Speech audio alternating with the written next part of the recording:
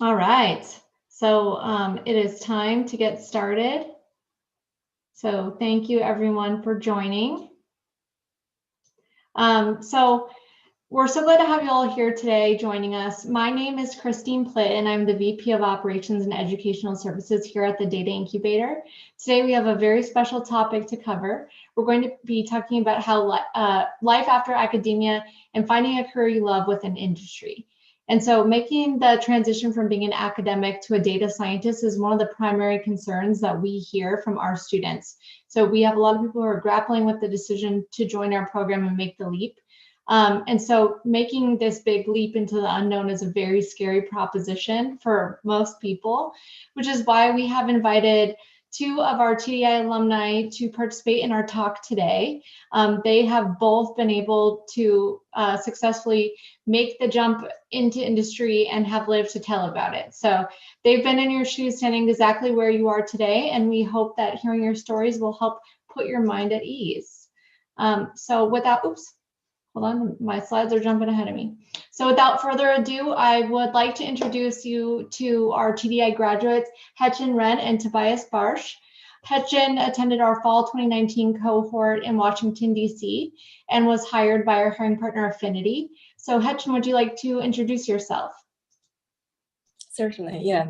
Hi, everyone. My pleasure to be here. My name is Hetchen.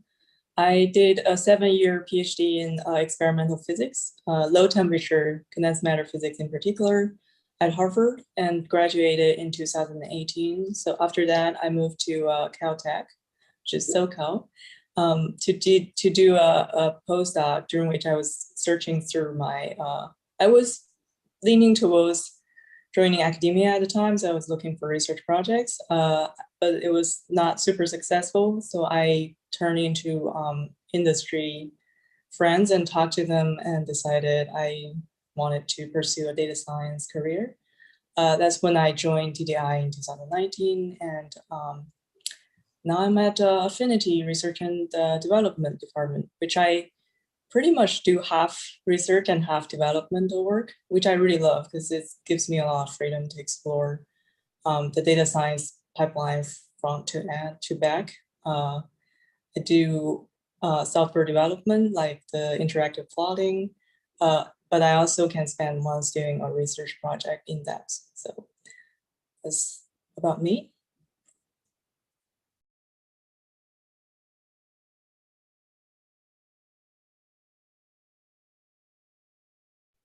Christine? Tobias, would you like to introduce yourself to the group? Yeah, sure. Hi, everyone. I'm excited to be here. Yeah, so I did a PhD in physics, also quite long. I think it was like 6 years of PhD, and then decided to do a postdoc in a neuroscience lab to kind of apply the things. So I learned how to build novel instruments during the PhD and how to analyze the data that was taken with those instruments using interesting statistics, and then decided to pivot into neuroscience and use those instruments to study how the inner ear works. But really what I learned during that time is that I really liked teasing interesting information out of data using largely Bayesian techniques, and kind of found my way into data science through that. But then realized I had a few gaps between my skill set and industry, and found TDI through that. And then via TDI, got a position at VIA, where I now lead a team that uses Bayesian methods to advance public transit and to figure out how we can model rider behavior and driver behavior in different deployments that VIA has, and how we can improve our services by learning about how drivers and riders behave. And besides that, I work on many different aspects that are all data science related as well, like modeling object relational databases, and building or testing out novel optimization procedures, and it's really fun. It's a very diverse set of problems at VIA. Okay, great, thank you. So Hetchen and Tobias, thank you so much for taking the time out of your busy schedules to be here with us today. A couple of weeks ago, I actually sat down with both of them and we discussed our transition into industry from academia, and they shared a lot of wonderful insights. including what led them to make the decision and what their lives are like today. And so very quickly before we start to dig into that, I do want to touch on who we are and what we do here at the Data Incubator. So at the Data Incubator, we offer both part-time and full-time data science and data analytics boot camps for STEM postgraduates. Each year, we run our full-time and part-time sessions for our 2 programs in the winter, spring, summer, and fall, all online at this time. You might be familiar with a handful of data boot camps out there. There's a lot of them. But what makes TDI different from the rest is that our programs are completely immersive and hands-on. So we take the theory out of it, and our programs focus on real-world skills using live code and actual real data sets. So in addition to that, we have an expert career services team that assists with resume services, interview prep, that really help our graduates land a job as a data scientist once they leave our program. So if you're interested in learning more, check us out on our website. Please also feel free to connect on LinkedIn. We will also be providing you all a link to our summer cohort or to our fall cohort application, which is now open. So, all right, so the first 3 sections of our talk today will cover some really helpful insights provided by Hetchen and Tobias, and I'll be asking them to interject and share their experience throughout the presentation. So we'll move on to discussing after that how to best set yourself up for a successful transition into industry once you've made the decision to do so, based on our tried and true experience that we have placing students from our program into jobs. And then lastly, we'll allow plenty of time at the end for you to ask Hetchen and Tobias any questions you have, as well as any questions for the TDI team about our program. We ask that you put your questions in the chat, and we'll be happy to answer them during the Q&A session at the end. All right, so the first step when you decide whether or not to leave academia and pursue a career in industry is to assess the career landscape and identify the probability of landing an academic job, either tenured or not. Multiple studies have shown that depending on the discipline, as few as 1/4 and as many as 1/2 of PhDs get hired in academic jobs at all, and only 1/3 of these jobs are on the tenure track. So the odds at any given PhD getting a tenure track job lies between 10 and 25%. And so just for the sake of context, a high school football player has a 6.5% chance of making it into college ball and only 1.6% chance of making it into the NFL draft. So tenured academia is not yet as exclusive as celebrity professions, but it is definitely trending in that direction. And not only are academic jobs highly competitive due to their scarcity, but there's also a relatively short window where academics can apply for jobs that are posted, and no 2 application requirements are the same typically. So you can expect to spend a lot of time, many hours customizing your application to be up against hundreds of very qualified applicants because of the relatively low number of positions available in relation to the applicant pool. So Hetchen, we spoke about your experience in your postdoc where you were still leaning towards a career in academia. And you mentioned that you struggled with finding the perfect research direction. Can you speak about this experience and why you ultimately decided to pursue a career in data science? Yeah, certainly.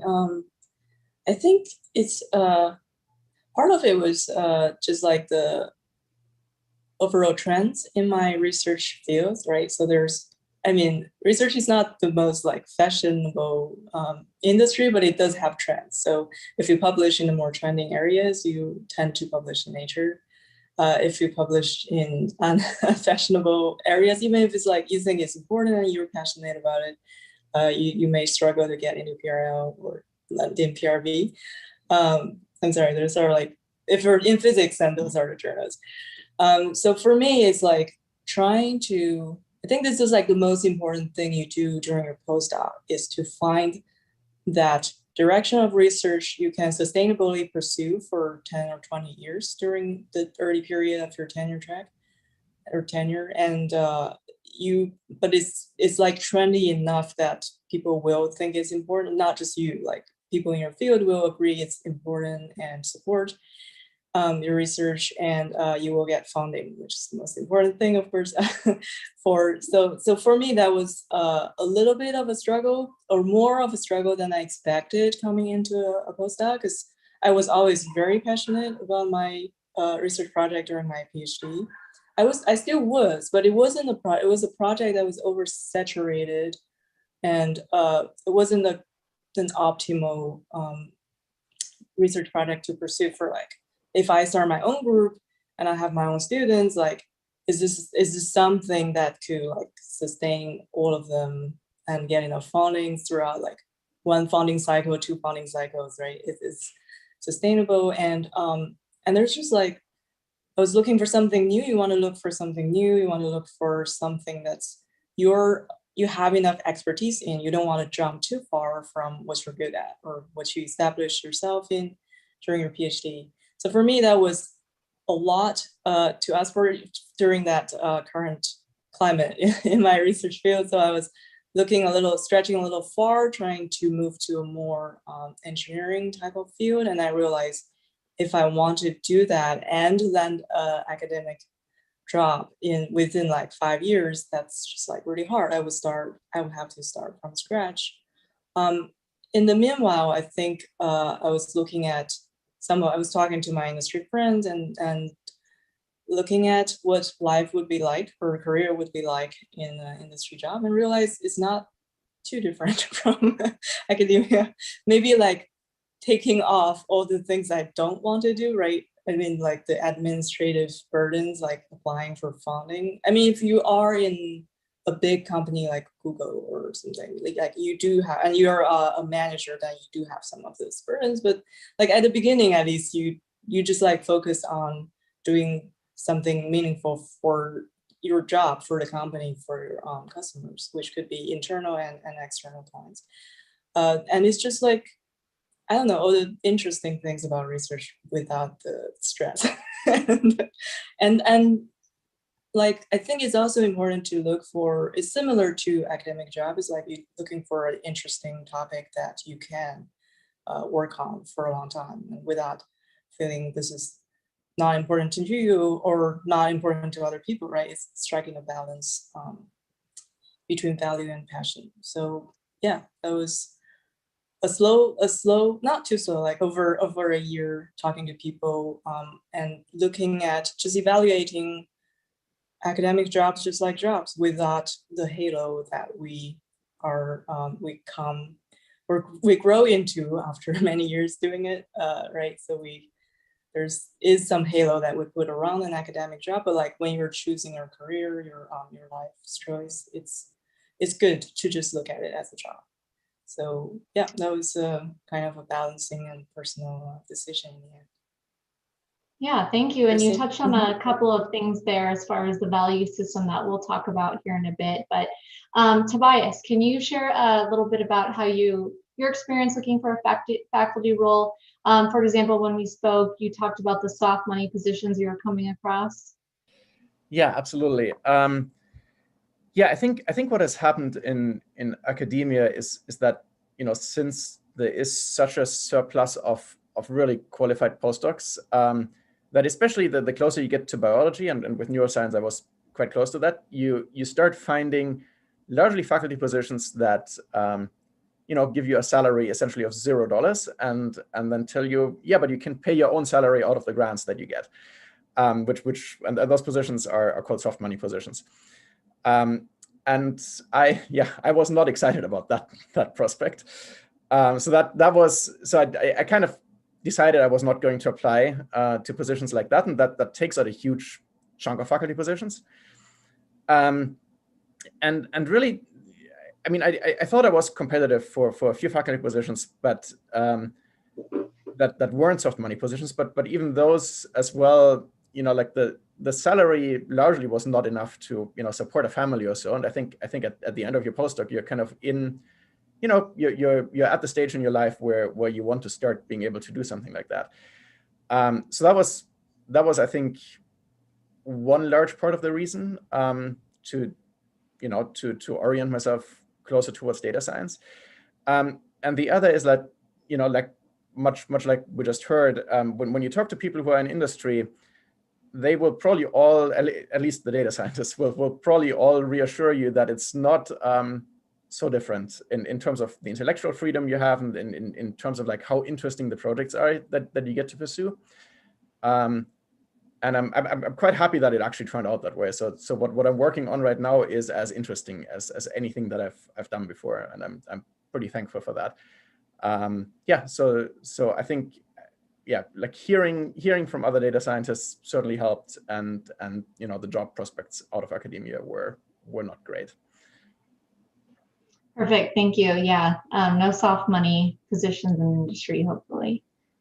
All right, so Hechin touched on this a bit. It was something that really stood out to me when we spoke, and so I think it's important that we spend some time speaking about this. But in academia, most of your time is spent trying to be a professor, and so much so that getting the faculty job becomes ingrained in your career value system.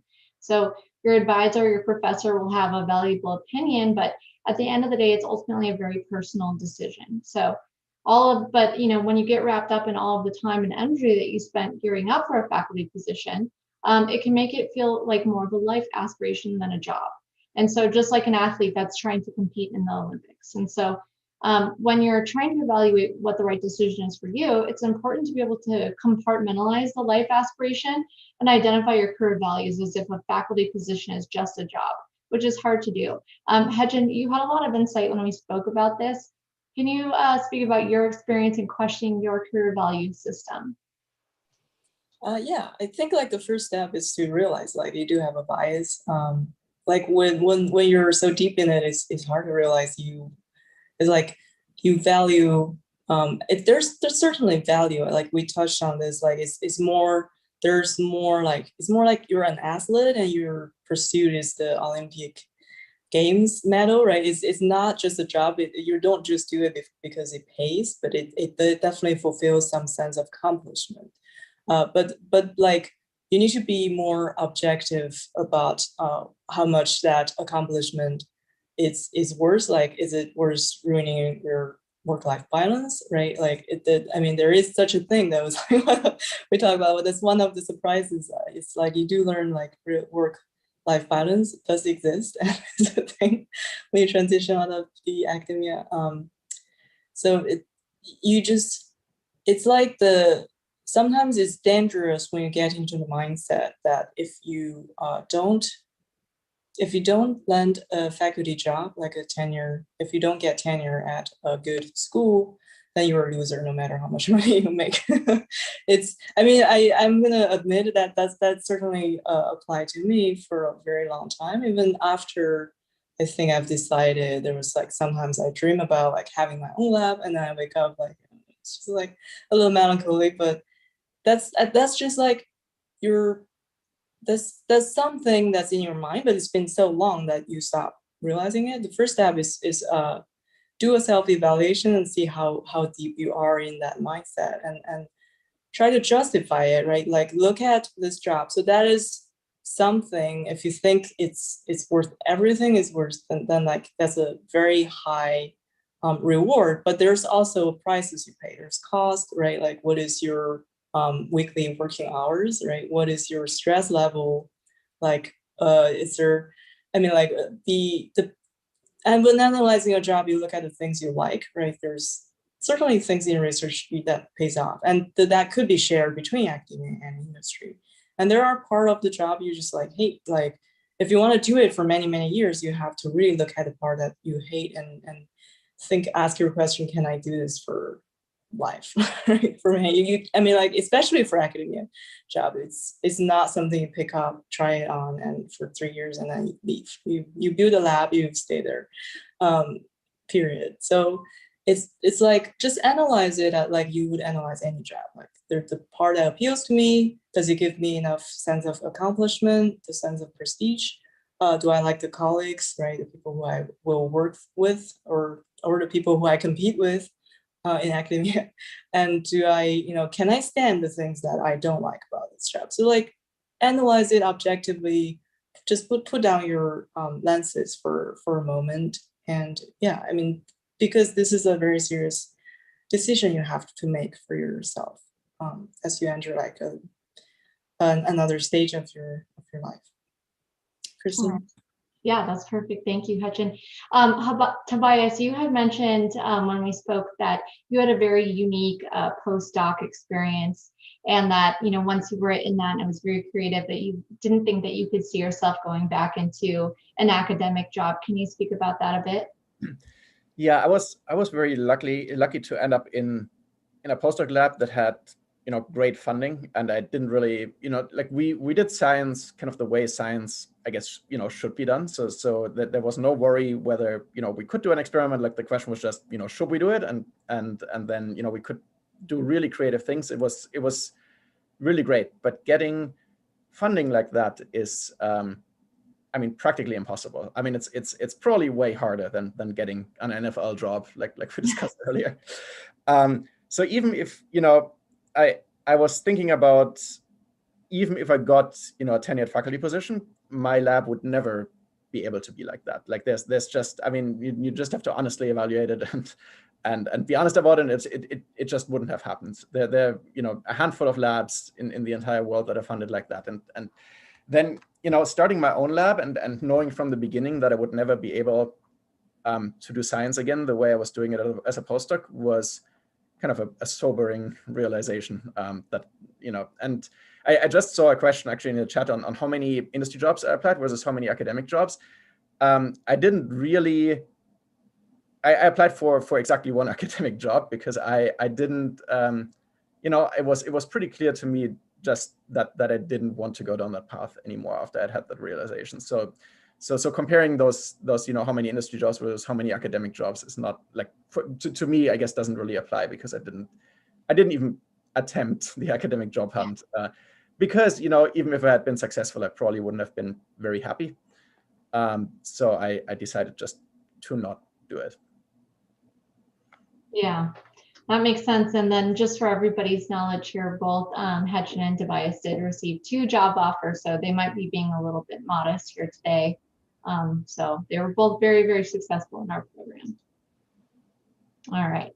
So next, let's talk about some of the industry career benefits. One of the things that you have to do to make this transition is perhaps put a pause on your research, which can be a pretty scary thing to face when you could fall very far behind. You have all these things going through your head.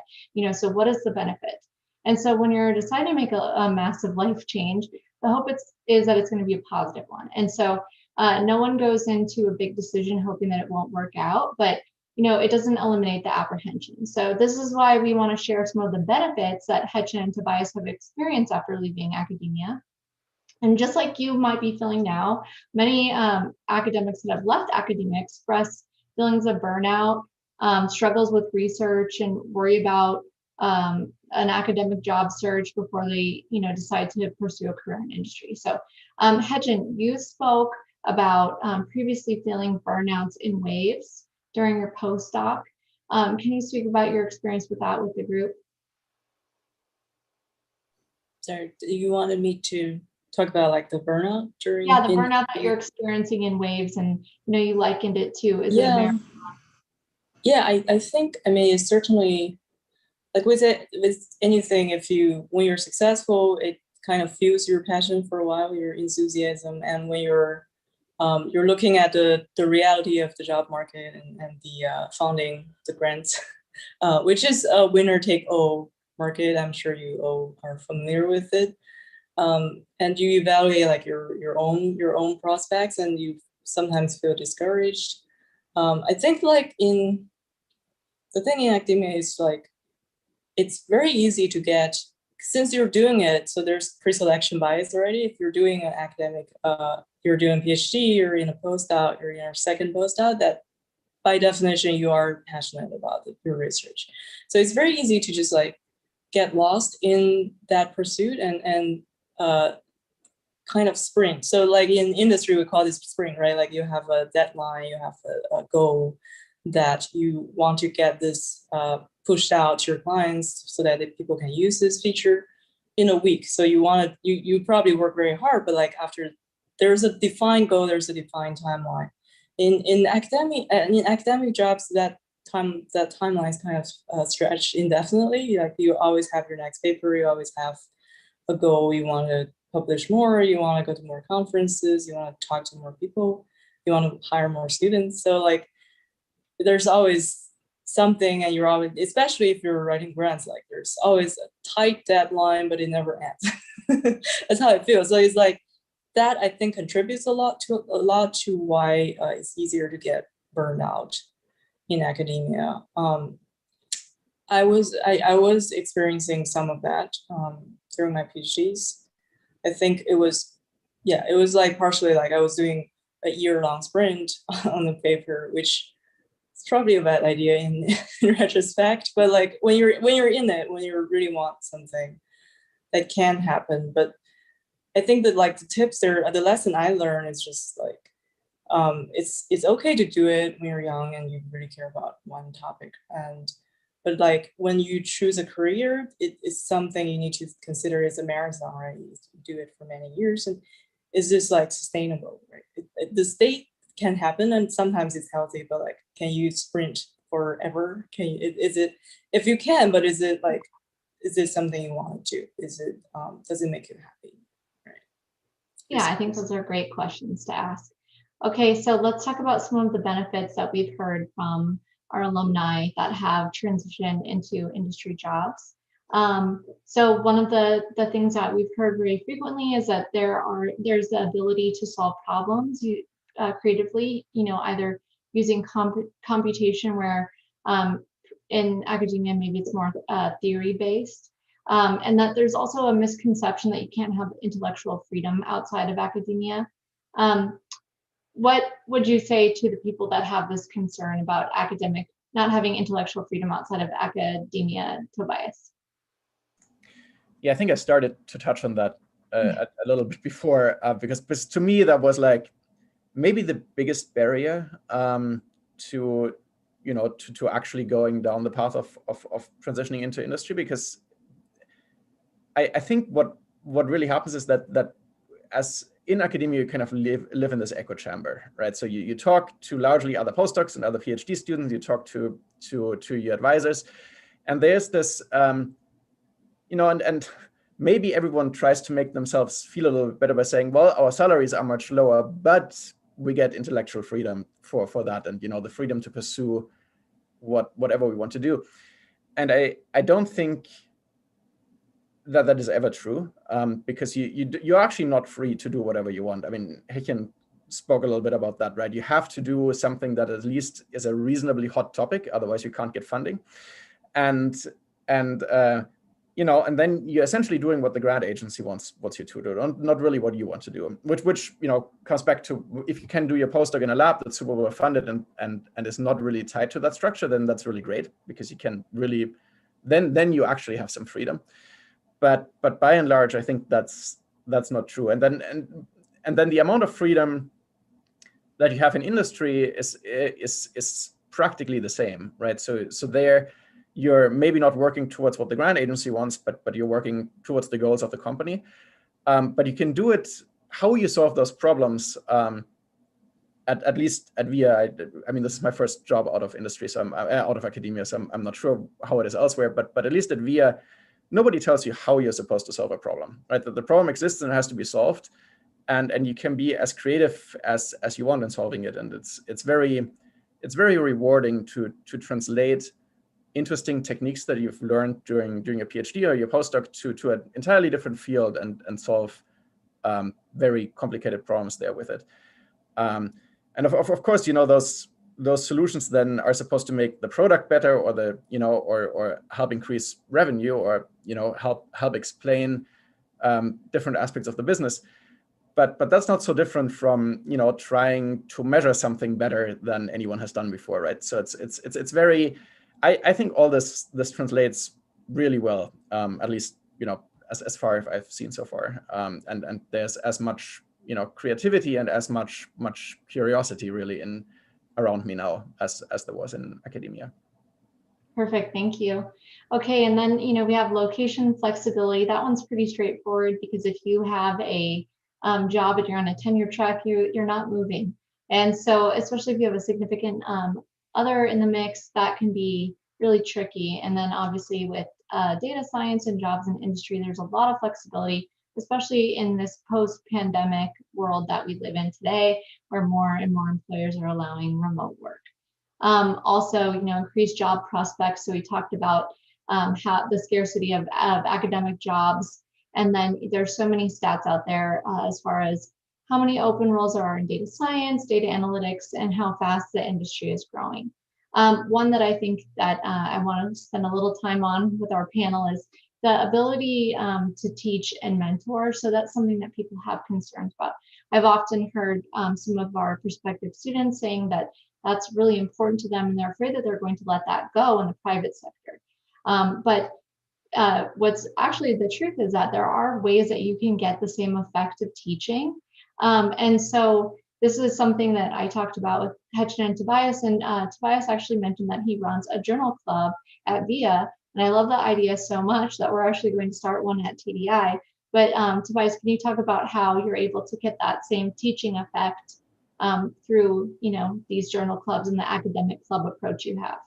Yeah, I think I'm really lucky that my boss is very supportive of a very active knowledge exchange amongst employees at VIA. So we have kind of many avenues in which we teach each other all the time. So we have Slack channels for different statistics methods, for different modeling techniques, but then also there is for example, it started also as a Slack channel for Bayesian modeling, and we kind of became so interested in all the things that people brought up that now this has become kind of a regular thing in which people will present papers on different aspects of Bayesian modeling.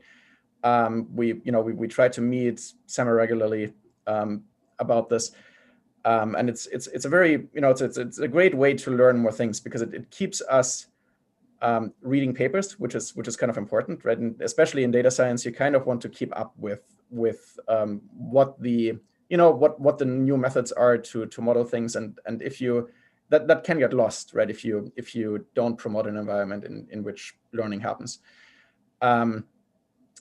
So Journal Club is one thing. The other is that I recently got permission to start a team that does Bayesian modeling at VIA. So now, like, I've hired someone who now works with me on such topics, and he doesn't have much experience with this yet. So I'm also teaching him, which is very similar, like it would be in an academic lab if you as a postdoc get a grad student or so and teach them. So it really hasn't been all that different, I think. And you can, I think, depending on the company you work for, you can certainly produce or help create an environment like this. Because so far people have been very open to these ideas. Okay, great. And then another thing that has come up too as a benefit is team focus on collaboration. And so what I've heard is that, in academia, and you're doing your research, that you need to figure out answers to your questions on your own or through a book. And so Hetchen, you talked about this. You said, if you don't know, just ask. So can you just quickly talk about how the team collaboration aspect has turned out to be a benefit to you? Yeah, it's a huge reward for me. Is like, I think, at least for experimental physics, that was the case. I was the person, at least later in my career, I was the person who know my experiment best. I probably know it better than my advisor in some aspect, at least the details, like the practical know-hows. I know it best. So talking to other people, you can learn about their experiment, but like oftentimes it's not as efficient as just trying stuff yourself. Like you can try to learn from optics groups, electronic groups, and other low temperature groups, but everyone is solving such a specialized problem that at some point, even like reading papers, you have to read like very special in your own very narrow field. Otherwise, if you read other, I don't know, just like even within condensed matter physics, some of the papers just don't help you. And talking to people sometimes is a waste of, not a waste of time in the communication sense, but like in the sense of help you solve your problem. But like it's entirely different in industry. everyone, even across different companies, I think this is why journal clubs like Bayesian masses can exist. Like everyone's using Bayesian masses and everyone's trying to solve very similar problems, right? Just like maybe a little different, and you can tailor it towards your own data situation. But overall, it's a very similar problem. Data science is a science, right? So there's some shared knowledge, shared research topics, and everyone's trying to solve. So like talking to other people really really help you. And like oftentimes you talking to other people is the quickest way to solve your problems rather than spending hours reading stuff yourself. And I think another thing which is really what enables this collaborative culture in data science is it's just you still do it's the whole research process, but it's so much so much faster as everything is kind of cycle distortions, right? You think of a hypothesis and you do some experiment, or like you read a paper which provides some new method, and then you do some data experimentation. You have a result, you post it on, like at Affinity Research and Development, we post it on Discourse. So like we do a write-up, we have, what I try to do, and here's data, here's the graph, here's the conclusion, here's future work. It's very similar to a research paper, except you do it in an afternoon. So like you post it this afternoon, and then maybe your colleague sees it, and everyone has some of their own specialty, and they comment on it, and you get feedback, and then you continue this process. It's like exactly what I imagine academia should be, but like just fast forward. It's a very fulfilling to experience like this research climate, and it's what enables collaboration to happen. Is first of all, like people have shared methods, shared research topics, and B, everyone has some specialty, and there is a fast framework to communicate and provide feedback. Christine? All right, thank you. And then, of course, we touched on the work-life balance earlier, and I thought Hetchen had great advice. It's a good way to measure it is in your current role, is extrapolate what your work-life balance would look like and figure out how long you can sustain that. So that's great advice there. So if you decide that you're ready to make the leap, there's a few steps that you can take to set yourself up for success. So the first thing that you're going to want to do is really have a standout resume. And so you want to make sure it's well organized. From our hiring partners' feedback that we have, you want to start out with your technical experience first. And you don't need to go into extreme detail, just make sure it's clear and concise. And then you want to make sure that you can highlight your experience effectively. And so this is easier said than done when all of your experience is in academia.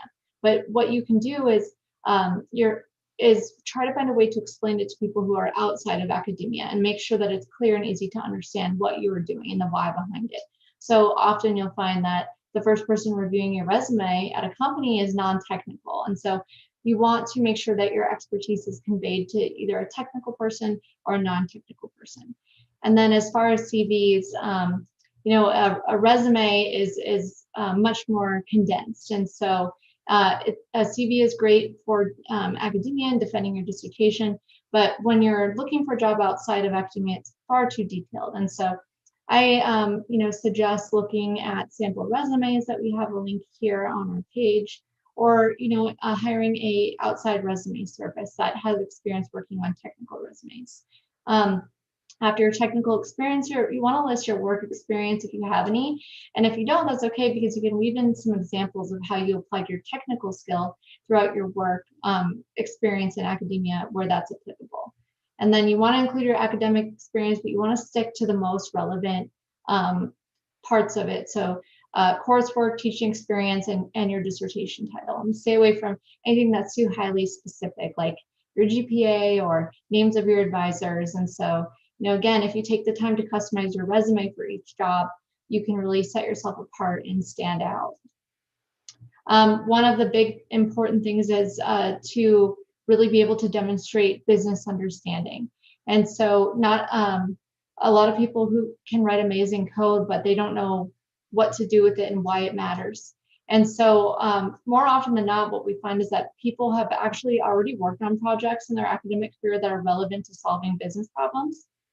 However, we see that what's lacking in most cases is context. And so you want to make sure that you make it easy for the hiring partner to connect the dots.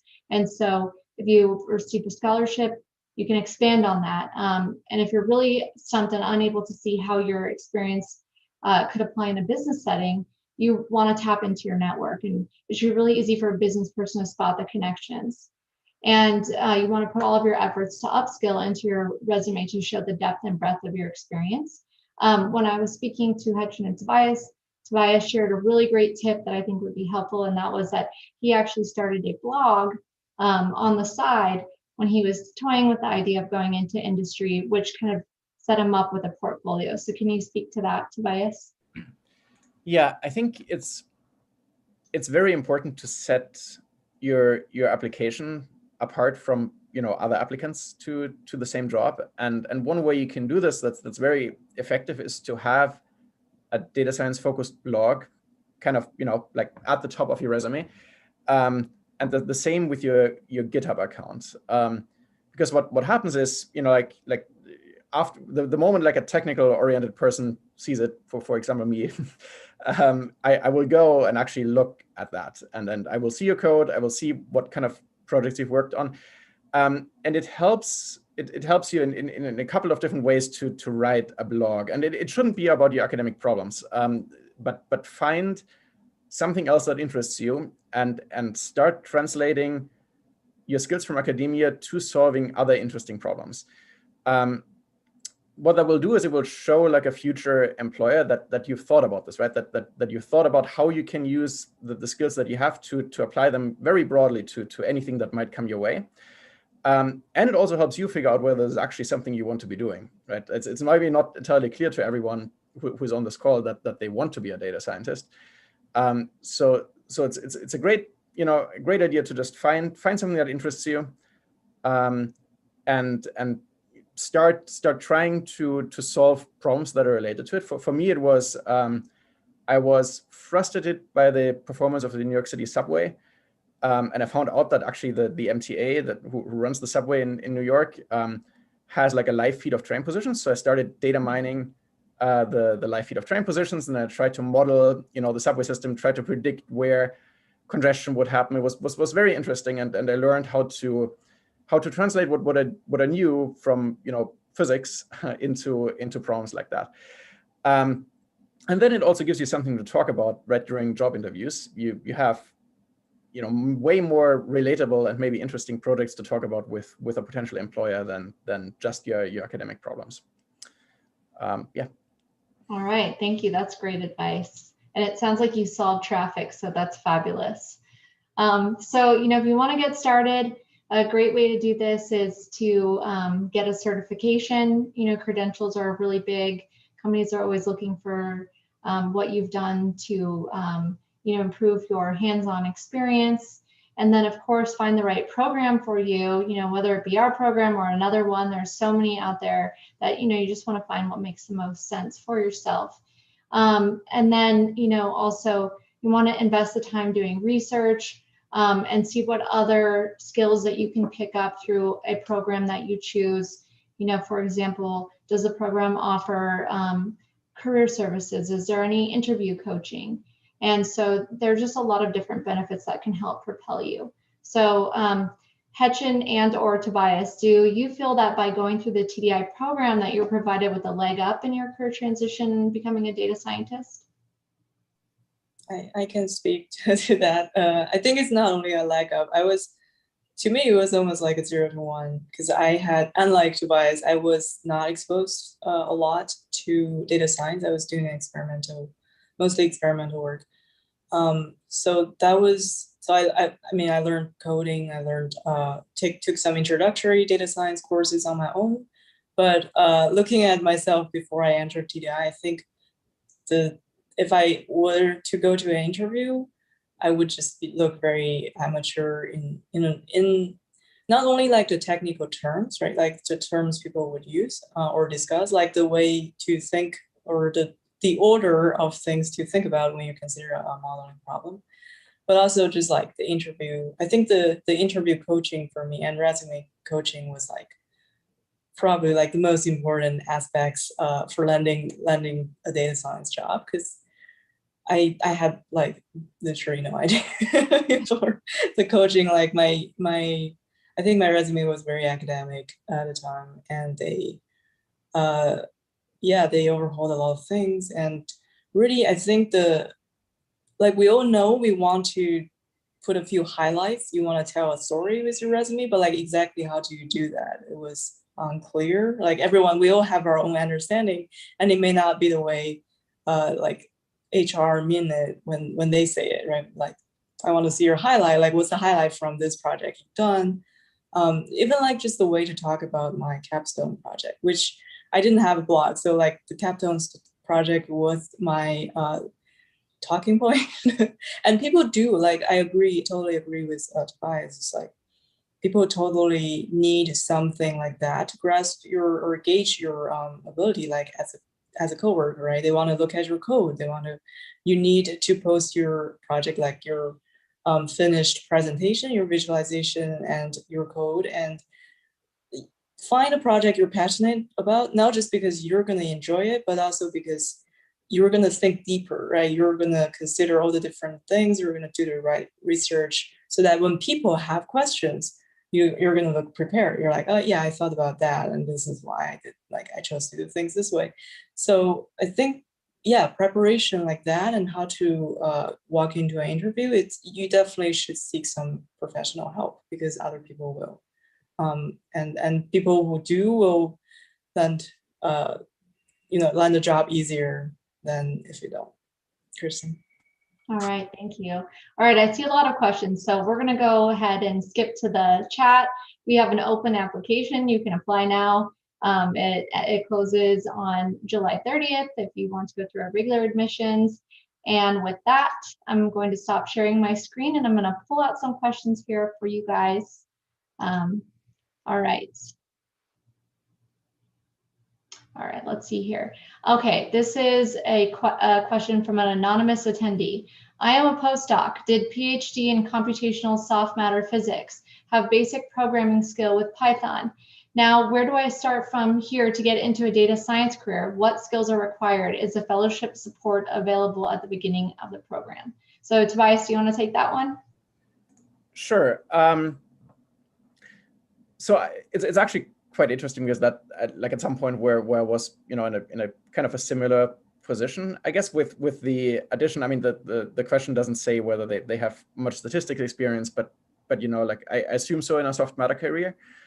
That's like almost there, I would say, in the sense that you probably want to learn additional like machine learning techniques, but that sounds scary, but it's really just applied statistics. And so I started doing that with a bunch of free classes that I found online, and then kind of finished it off with TDI. And I do think it's maybe a good idea to start on your own, take a few classes. And I think Hechan said the same thing before, right? Like like I think TDI is great at like filling in the last gap, and also like getting you ready for the interviews, because interviews are really, really hard for data science. But you need to come in, I think, knowing a lot. So there are classes on so I think the classes I took was like these intro to data science Coursera classes, and then I took a bunch of deep learning specialization classes, but it doesn't. I mean, many of these will tell you the same things, and it's good to have some repetition. But I think starting out with online classes and then doing an incubator program like TDI is going to be all that you'll need, I think, with that background. All right, thank you. Okay, Hechan, I'm going to direct this question at you. I'm a postdoc, and my mentor's goal for me is academia. Any tips on how to approach and have a conversation with him about looking at industry and that academia is not my goal anymore? I worry that support could diminish, either intentionally or not, as I start the job search. And this is a question from Robert. Yeah, I think that's definitely, in my life, that's the toughest the discussion I've had with anyone. It's just like, Because like I was really hoping, I think like my advisors were also my kind of mentor, friend, everything. Like I wanted to get them on board. I don't want to just like offend them in any way by my decision. So I think it was like we talked a few times. It was like, what do I want to do? Like, and is this really, is a academic job really right for me? And like, I think at the time I decided I at least want to do TDI and I want to take 2 months leave from the Caltech. It was my advisor, he was really nice and he definitely was supportive in anything I wanted to try, but he was also very encouraging, like I should stay in academia, and which I think is like the right thing for him to do. But I would just like be really honest and talk about like this is like a very personal decision. It doesn't necessarily translate into what you think of your advisor, what you think of your the research you've done. Like I am very proud of the research I've done, but that doesn't really direct me towards either job or academia. It's more like, where do I go from here? Like if I were to pursue an academic job next year, if I'm on the job market next year, where can I land, and what is going to be like my grants situation? Like things like it's about the future. It's not about the past, and it's very personal. It's about what you want in life. In like, I would just like focus on those things, and because I'm sure your advisor would want a successful career for you either way. So it's if you focus on like a real open and honest discussion about your passion, your like what interests you, what draws you into industry, and what draws you into academia, like what you honestly think, like what's the good and bad, pros and cons on both sides, and I think he or she will understand and be also very earnest and supportive. I deeply believe like all academic advisors want to support you, but they naturally, like I said, partially is because of their own bias. They think if you don't get a professor job, you're a loser. I mean, that's like, right? I mean, they are also brainwashed a little in that way, but partially it is their job to encourage you, right? If they may think you're burnt out, that's why you want to leave. Or I mean, so understand where they come from and then be honest where you're going toward, and just have an earnest discussion. I think that's probably the best place to start. All right, thank you, Hedgen. Great advice. Okay, Tobias, I'm going to give you this question from Hassan. I just finished my second PhD in the field of mechanical engineering. Wow, two PhDs, that's great. I did self-study to get familiar with data science concept through MOOCs. I have a background in computational stuff and coding. However, I did not do any project related to data science. Since I don't have any projects done in this field, I don't get any interviews from companies. What is your suggestion? I mean, I think it's the same suggestion as this blog idea. You do have to show that you can translate all your skills to solving data science-y problems. And so I think it's very important that you find a problem you're passionate about and then work on it and put it somewhere where people can see it like immediately, right? So put it in a blog, put all your code on GitHub, make sure the code is, at a glance, well written and well documented, because people will actually look at it before they invite you to interview. Yeah, and then put that on top of your resume. Generally, you're like these. I think these data science positions are very competitive, so we get many applications, and so it helps to be like another way to do it is through a program like TDIs, because like when we interview, we know, for example, that the TDIs candidates are pre-vetted, right? So you're coming from a pre-screened pool of applicants, and an incubator like this can make the introduction to companies, which I mean, for me worked really well. I think for Heichen also worked really well.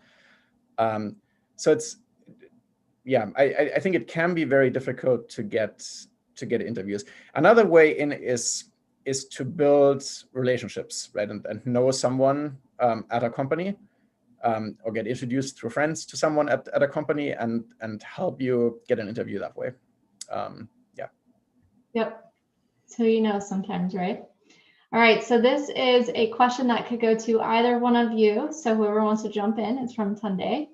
Considering you can get fired from your job at any time, I see a PhD as some form of leverage just in case such happens.